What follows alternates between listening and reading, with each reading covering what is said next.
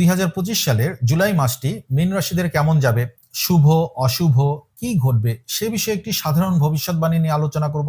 তো বন্ধুরা, জুলাই মাসের 1 তারিখ থেকে 15 তারিখ পর্যন্ত এই যে প্রথম 15টি দিন আমি দেখতে পাচ্ছি যেসব মীন রাশির জাতক জাতিকারা কোনো বিশেষ প্রতিযোগিতায় লিপ্ত আছেন তাদের প্রতিপক্ষ এ সময় পরাজয় স্বীকার করবে না।